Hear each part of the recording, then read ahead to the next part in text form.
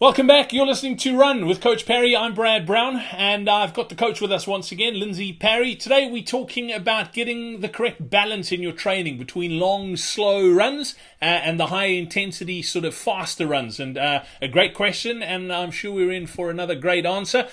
Lindsay, welcome back. Nice to have you with us.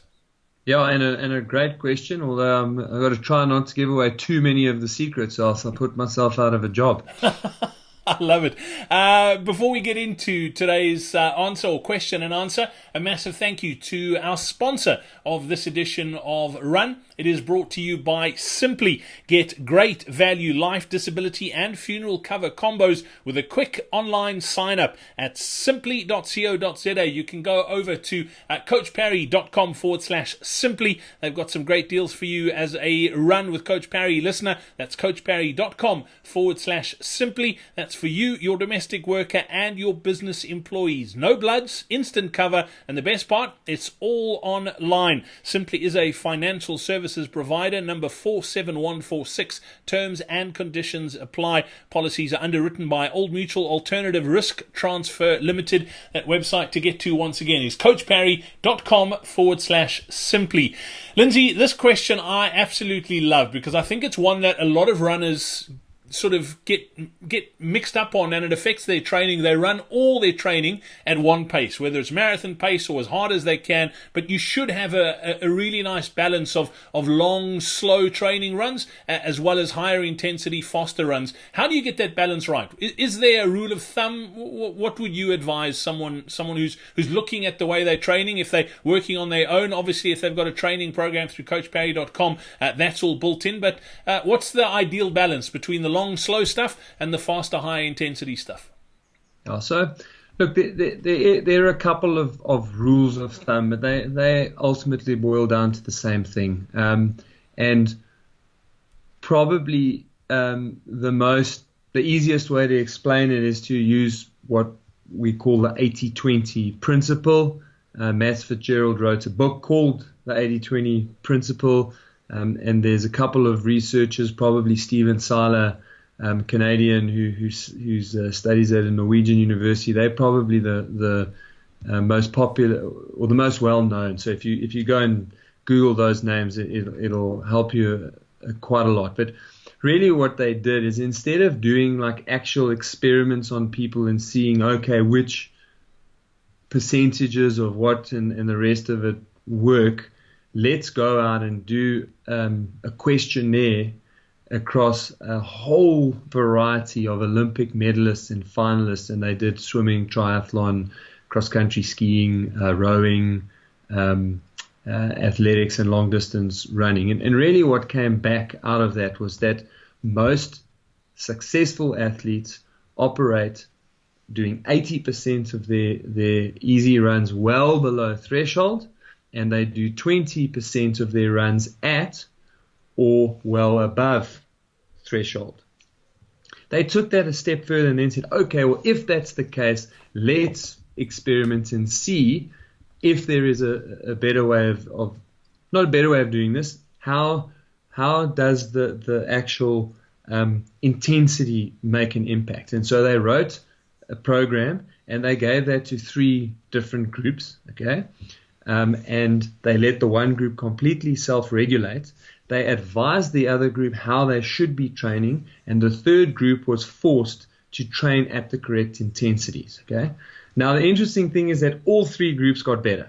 Okay, so they did a 10K race at the end of a 12-week training block. They all got better, but the group that were just following a structured program that were left to their own devices, they improved by about I think it was less than 20 seconds. Can't remember the exact number. It was less than 20 seconds. The group that was explained how they should be doing the sessions, and they were monitored, but they weren't strictly enforced to train at those intensities. They improved by about 40 seconds. And the group that was forced to train easy, in other words, at well below threshold for 80% of the time, and then a range over 20%, they improved by 1 minute 40 seconds. Wow. Okay. And incidentally, the group that was allowed to self-regulate trained easier than group 1 but they still train much harder than group 2 on their easy days. Okay, so I've used this quite a bit over the years, but what I've come to realize is that the more busy your lifestyle is, if you've got family and work and full time, I actually reduce that 20% down to 10 to 15%. And also, the further back in the field that we go in any races, the less I feel that those people can handle 20%. And then the final sort of frontier of how I work this out is that you will get people that respond very well to higher volume, much easier training, and you get people who respond slightly better to the short, faster stuff. And the people that respond well to the short, fast, anaerobic type of workouts, then I will squeeze those more to a 15 to 20%. And the people that respond better to the longer, slower stuff, I'll squeeze them into the 10 to 15%. And then obviously the trick then becomes, well, what intensity is in that 20%? And that is a mix. And that is something that you pick up from experience, learning what works for you. And of course, that's the ideal scenario to get a coach involved where they can guide you through where exactly on that scale you want to be. And that line we use it's your anaerobic threshold. That is the line that we use. An anaerobic threshold is essentially the maximum speed or the heart rate which you can hold for a 40-ish, 35, 40, maybe 42, 43-minute run. So it's kind of like an all-out 40-minute effort. That typically gives you your threshold heart rate, and it gives you your threshold speed, and then you can use those values and do a lot of your training at 80 to 85% of that number, or when you do your interval sessions, you do it at or just above that, or well above that number. Well, brilliant. If you want to find out more about that sort of thing, and Lindsay spoke about threshold, we've done a couple of posts. You can go back to coachparry.com. There's one particularly which we'll link into the show notes about threshold, what it is, if you want to understand it in a bit more detail. But there's also a post that we did a while ago talking about slowing down to speed up, which I think is fantastic as well.